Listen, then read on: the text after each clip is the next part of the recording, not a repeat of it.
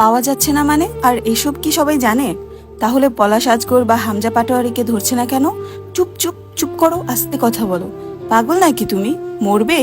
কে কাকে কি বলবে? লোক এত খবর কিভাবে জানবে? আমার হলের খালা, তাই আমি এটুকু ভিতরের খবর জানি। তোমাকে শুধু সতর্ক করার জন্য বললাম। তুমি যে দুঃসাহস দেখিয়েছ, এখনো সময় আছে, সাবধান হও।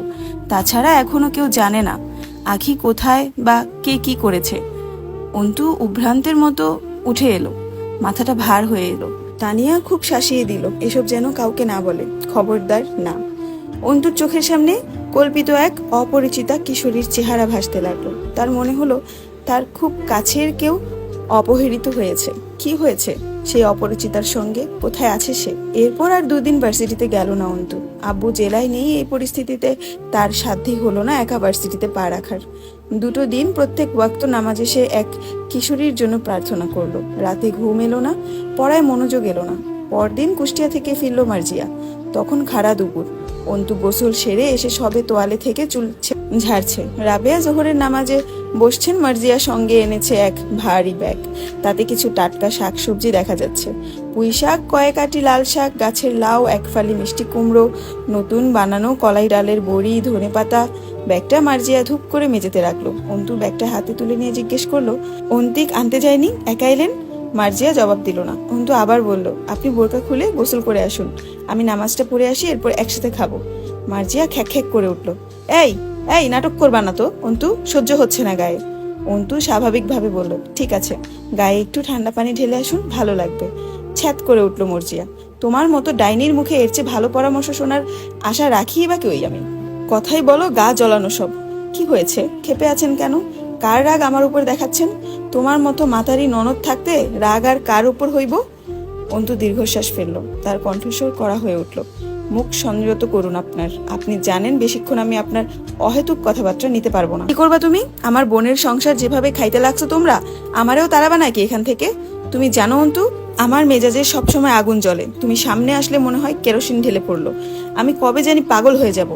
অন্তু যথাসম্ভব শান্ত স্বরে বলল, অকারণে এমন কর্কশ ব্যবহার করলে মনে শান্তি থাকবে না, এটাই স্বাভাবিক। এই যে বললেন আমাকে দেখলে আপনার রাগের আগুন কেরোসিন ঢেলে পড়ে, এর কোনো কারণ আছে আপনার কাছে? চুপ, তোমার এত মিঠি মিঠি জ্ঞান তো আমার চাইনি অন্তু। আমার জীবনটা জাহান্নাম বানাতে তোমাদের সবার যত আয়োজন ওই যথেষ্ট, তার উপর আর ভালো মানুষই দেখাতে আইসো না। রাবেয়া জোহরের নামাজে বসছিলেন, দ্রুত সালাম ফিরিয়ে উঠে এলেন। কি হয়েছে মার্জিয়া, কিসব কথা এইসব? এমন করতেছো কেন? মুখ ঝামটি মারল মার্জিয়া, শখ আমার খুব যে, তাই। অন্তু বলল, ভনিতা না করুন, আমি কি করেছি আপনার শখ পড়েও মেটাতে পারবেন। আপনি কি একটা নোংরা ভাষা ব্যবহার করলেন, তার উপযুক্ত কারণ দেখান। অর্ডার নাকি তোমার? অনেকটা তাই। ফাঁসেকের মতো মুখ ফসকে ফট করে এমন কিছু বলে ফেলবেন না যা আমার আত্মমর্যাদা ও চরিত্রকে আঘাত করবে। সেটা তো এমনি এমনি ছেড়ে দেওয়া যায় না। ভাবি, উপযুক্ত ভিত্তি সহ ব্যাখ্যা করুন আপনার ভাষাটাকে, মাতারি কি এবং সেটা আমি কিভাবে। মুখ বিকৃত করলো মার্জিয়া। উকালতি ভালো শিখছো, হ্যাঁ? কথাবার্তা এমন বলো যেন গোটা দুনিয়াই তোমার আদালত। তুমি মাতারি কেমনে জানো না তুমি? আমার বোনের সংসার তোমাদের জন্য যদি ভেঙে যায়, তখন দেখবা আমি তোমারে এই বাড়িতে শান্তিতে থাকতে না দিয়ে কেমনে হির হির করে টেনে বের করে দিয়ে আসি। রাবেয়া গর্জে উঠলেন, এবার মৃদু স্বরে, আমার মেয়েকে বের করার বা রাখার তুমি কে? আমার মেয়ের বাপ মা মরে যায়নি এখনো, যে তুমি আমার মেয়েকে বাড়ি থেকে বের করবা। এখনো বেঁচে আছে আমার মেয়ের বাপ, কি হয়েছে তা বলবা না? তা তো জানাই নাই তোমার, এত রহস্য করো কেন, হ্যাঁ? মার্জিয়া চিটমিট করে উঠল, যেন সে অনেক কিছু বলতে চায়। অনেক কিছু আছে যা তার বলার আছে, কিন্তু বলার নয়। সে বরং তার বদলে আরো কর্কশ সুরে বলে, বলতে পারলে তো হইতই, বলতে পারি না তো আম্মা, আর না সইতে পারি। তবে এখন যা বলতেছি, আমার বোনের ঘর ভাঙলে আপনার মেয়েকে দেখি এই বাড়িতে রাখে কে? তখন অন্তিক বাড়িতে ঢুকলো, ক্লান্ত, পরিশ্রান্ত, রক্তশূন্য, প্রাণহীন চেহারা। দেখলে মনে হয় গথিক হরর সিনেমার দেখানো কোনো ভ্যাম্পায়ার বাস্তবে এসে অন্তিককে আক্রমণ করেছে এবং নিজের সমস্ত পিপাসা মিটিয়ে নিচ্ছে অন্তিকের প্রাণ রস শুষে। সে আস্তে করে জিজ্ঞেস করলো, কি ব্যাপার, কিসের চেঁচামেচি চলছে? রাবেয়া গর্জে উঠলেন, এবার মৃদু স্বরে, মার্জিয়া কি কয় কিছুই বুঝি না। এমন অশান্তি কয়দিন দেখা যায়, কত বাপ, কি হয়, কিসের কথা কয়, কিছুর কথাই বুঝি না। তোর বাপের কানে গেলে ভালো হইতো বিষয়টা। মানুষটা এমনিতেই চিন্তায় চিন্তায় শেষ হয়ে যাচ্ছে, আজ 3 দিন বাড়িতে নাই। অন্তিক যেমন নীরব নিথর চরিত্র হিসেবে দৃশ্যপটে ঢুকেছিল, সেই ভাব বজায় রেখে ওভাবেই সে চুপচাপ নিজের কক্ষে চলে যায়, যেন তার কিছুই বলার নেই, কিছুই করার নেই। বিশেষত সে শুনতে চায় না স্ত্রীর অভিযোগ, শুনতে চায় না আব্বুর পরিস্থিতি। অন্তুর মনে বিরূপতা বাড়ে। সে ঘৃণা ভরে দেখে হঠাৎই একদিন নিঃশব্দ কারণে মৃত প্রায় কাপুরুষ বনে যাওয়া একমাত্র বড় ভাইকে তরতরে যুবক অন্তিকের এক অপুরুষ হয়ে ওঠার গল্পটা অস্পষ্ট তার কাছে। এভাবে কতগুলো বছর কাটছে এ বাড়িতে। অন্তিক শুধু একটা দেহ মাত্র, যে গোটাটাই মানসিক অস্তিত্ব ও বিবেকবোধ মুক্ত। সে বহুদিন ভাইয়ের সাথে প্রয়োজনীয় ছাড়া অপ্রয়োজনীয় কথা বলে না, হাসে না, একসাথে খায় না। এক অপরিকল্পিত অনীহা এবং বিতৃষ্ণা জেগে সবকিছু বুঝে নির্বিকার থাকা অন্তিকের উপর। মার্জিয়া অকারণে চিৎকার চেঁচামেচি করে, কেন করে, কিসব বলে, কিছুই বোধগম্য হয় না। আর অন্তিক কিছুই বলে না। অন্তিক আমজাদ মাস্টারের সুযোগ্য ছেলে, যার পড়ালেখা, সামাজিক সক্রিয়তা, মেধা, কথাবার্তা, হাসি একসময় সমাজে আলোচিত বিষয় ছিল। আমজাদ মাস্টারের যোগ্য ছেলে থেকে অযোগ্য বিবেকহীন মূর্খ কাপুরুষের জন্মটা কবে যেন। সকাল থেকে কিছু খাওয়া হয়নি। একটু আগে যে অল্প খিদেটা পেয়েছিল তা এখন আর অনুভব হচ্ছে না অন্তুর। আস্তে করে নিজের ঘরে চলে এলো। পিছনে রাবেয়া বেগমের ফুপানো আওয়াজ পেল। ফিরে তাকালো না। অবলা মা তার। আব্বু বাসায় নেই, কুড়িগ্রাম গেছে। আজ ফেরার কথা ছিল, হয়তো ফিরবে না। অন্তু পড়ার টেবিলে বসলো। এখন আব্বু এসে বিছানায় বসলে তবে কিছু হতো। বই বন্ধ করে টেবিলে মাথা এলিয়ে দিল। অস্থির লাগছে ভেতরটা, ভার হচ্ছে মাথাটা। লোকে বলে অন্তিক অন্তুর চেয়ে সুন্দর। যুবক হিসেবে ভীষণ মেধাবী ছিল কলেজ জীবনে। আমজাদ সাহেবের সাথে বাবা ছেলের সম্পর্ক চমৎকার সুন্দর ছিল।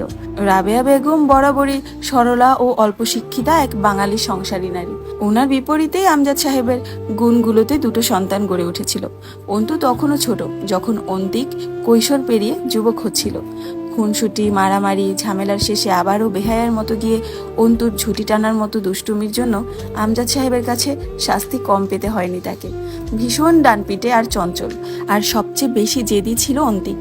তার প্রবল আত্মসম্মান বোধের জন্য মাঝে মধ্যে এখানে ওখানে ঝামেলা বাঁধিয়ে এসে মার খেত আব্বুর হাতে। কলেজ শেষ করে ভার্সিটি ভর্তি হবার পালা এলে অন্তিকের সুযোগ হলো কুষ্টিয়া ইসলামিক বিশ্ববিদ্যালয়ে পড়ার। বাড়ি ছাড়তে হলো শিক্ষার সুবাদে। এরপর যা অঘটন ঘটে গেল। মার্জিয়া কুষ্টিয়ার মেয়ে, তাকে ভাগিয়ে নিয়ে চলে এসেছিল অন্তিক। তখন সে থার্ড ইয়ারের ছাত্র, বেকার শিক্ষার্থী। সেই নিয়ে মাস্টারমশাই আমজাদ সাহেবের নামও খারাপ হয়েছিল বিশেষ। আমজাদ সাহেব হাই স্কুলের এক সামান্য শিক্ষক। উনার আদর্শের চূড়াকে মাটিতে মিশিয়ে যে কাজটা অন্তিক করেছিল, তাতে সবচেয়ে ক্ষতি সে নিজের এবং সবচেয়ে বড় কষ্টটা আব্বুকে দিয়েছিল। অথচ এটা বুঝেও অনুতপ্ত ও ব্যথিত হবার বদলে সে বিগড়ে গেল। দুটো থাপ্পড় মেরেছিল আমজাদ সাহেব ছেলের গালে। কয়েকটা কথা বলেছিল, তার মধ্যে অন্তিকের আত্মসম্মানে লাগা কথাটা ছিল, বউ তো নিয়ে এসেছিস, খাওয়ানোর মুরাদ আছে। আর বিশেষ কিছু বলেনি। এরপর থেকে অন্তিক বদলে গেছে। মার্জিয়া নিজেকে প্রকাশ করেছে। শিক্ষিত মেয়ে হওয়া সত্ত্বেও আচরণ খুব উগ্র তার। অন্তু বলেছিল, ভাইয়া তুই যে আত্মসম্মানের বড়াই এখনো করছিস, তা কিন্তু খুইয়ে তোর মতো মেধাবী এক ছাত্র প্রেমের মতো ছোট কাজ করেছে, আর তা করেছিস ভালো। এই ভরা ক্যারিয়ার গাঙ্গে ভাসিয়ে বাপ মায়ের মন ভেঙে বউ ঘরে আনাটা কোনো আত্মসম্মান বোধ জ্ঞানের পরিচয় ছিল না। হ্যালো, আসসালামু আলাইকুম এভরিওয়ান। আমি জান্নাত রহমান। আপনারা আমার কণ্ঠে শুনছেন অবরুদ্ধ নিশীথ গল্পের ৩য়তম পর্ব, যেটার লেখিকা হচ্ছে তেজস্মিতা মুর্তুজা। আমার কণ্ঠে যদি গল্পটা আপনাদের ভালো লাগে, অবশ্যই শেয়ার করে দিবেন এবং ফলো দিয়ে পাশে থাকবেন, যাতে করে নেক্সট পর্বগুলো আপনারা খুব সহজেই পেয়ে যান। ধন্যবাদ।